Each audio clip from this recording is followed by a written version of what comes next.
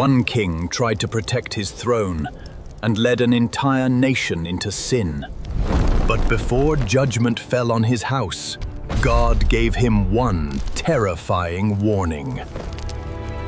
O altar, altar, the Lord has spoken. Years earlier, Israel looked unstoppable. The temple stood glorious, and Solomon's kingdom seemed unbreakable. But behind the gold, Solomon's heart had begun to turn away from the Lord. The king who once asked for wisdom now allowed other gods to enter his house. Because Solomon turned aside, the Lord declared that the kingdom would be torn from his house. Among the workers rose Jeroboam, son of Nebat, a capable man from Ephraim. Solomon saw his strength and placed him over the labor force of the house of Joseph.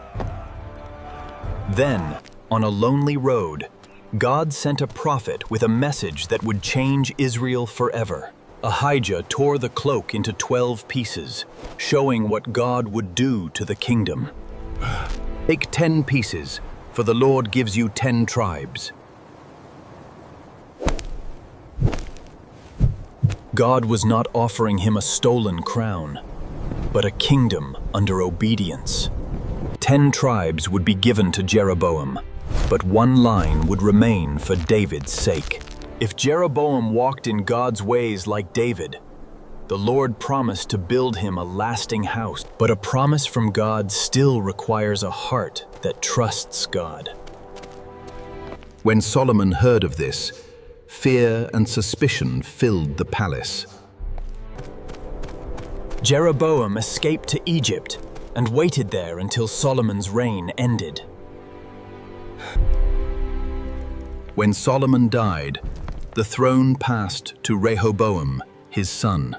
At Shechem, Israel gathered to make Rehoboam king, but the people carried years of heavy burdens. Jeroboam returned, and the people chose him to speak for their pain.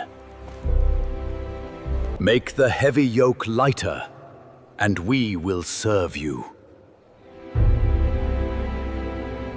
Rehoboam asked for 3 days, but the future of Israel was already trembling. The elders told him, "Serve the people today, and they will serve you forever."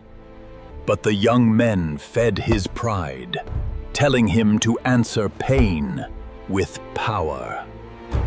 On the 3rd day, the people came back, hoping for mercy. My father made your yoke heavy. I will make it heavier. In one proud answer, Rehoboam tore open what Solomon's sin had already weakened. The northern tribes made Jeroboam their king, and Israel became a divided kingdom. Judah remained with David's house, but the north now followed Jeroboam.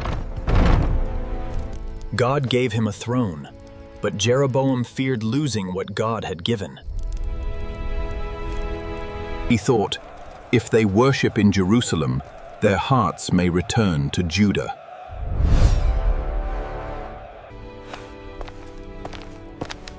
Instead of trusting God's promise, he built a plan around fear. Then came the decision that would stain his name for generations. He made golden calves, not as decorations, but as a replacement for obedience. One calf stood in Bethel, the other in Dan, so the people would no longer go to Jerusalem. Behold your gods, O Israel, who brought you out of Egypt. The sin of Sinai had returned, now wearing a royal crown. A convenient religion began to replace the worship God had commanded. He made priests from anyone he chose, ignoring the order God had given through Moses. He built shrines on high places, multiplying disobedience across the land. He even invented his own feast, a copy of holy worship without holy obedience. The celebration looked alive, but spiritually it was a road into darkness. Then Jeroboam himself stood at the altar, acting as if a king could rewrite God's command. But God sent a man from Judah into the heart of Jeroboam's false worship. A son named Josiah will rise from David's house.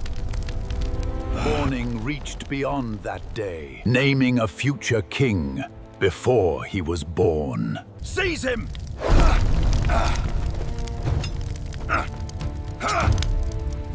The hand raised against God's word became powerless in an instant. Then the sign came true. The altar cracked, and its ashes poured out. Please pray to the Lord your God, that my hand may be restored. God showed mercy, giving Jeroboam another chance to turn back. But a healed hand did not mean a surrendered heart. After the warning, he still refused to leave his evil way. His sin became more than a mistake. It became a system. Jeroboam's son Abijah became seriously ill, and sorrow entered the palace. Instead of repenting, Jeroboam chose disguise and deception. He sent her to Ahijah, the prophet who had once announced his rise. Ahijah could no longer see with his eyes, but the Lord revealed what was coming. Come in, wife of Jeroboam. Why do you pretend to be another? God reminded Jeroboam, I raised you up, but you turned away from me. The man who received 10 tribes from God had cast God behind his back. Judgment would fall on his house because he made Israel sin. Peace be with you. Yet the child would be mourned, because in him the Lord saw something good. Every step home carried the weight of a word she could not escape. When she crossed the threshold, the child died, just as the Lord had spoken. The nation mourned him, but Jeroboam still did not turn his heart back to God. He had power, but no peace. He had a throne, but no obedience. In later days, Jeroboam fought Judah, trusting numbers more than the Lord. Judah cried to God, and the battle turned against Jeroboam. The king who led Israel away from God could not save Israel by strength. Jeroboam reigned 22 years, but his name became a warning. After him, his son Nadab ruled, but God's word against the house of Jeroboam remained. Everything Jeroboam tried to protect through sin was finally taken away.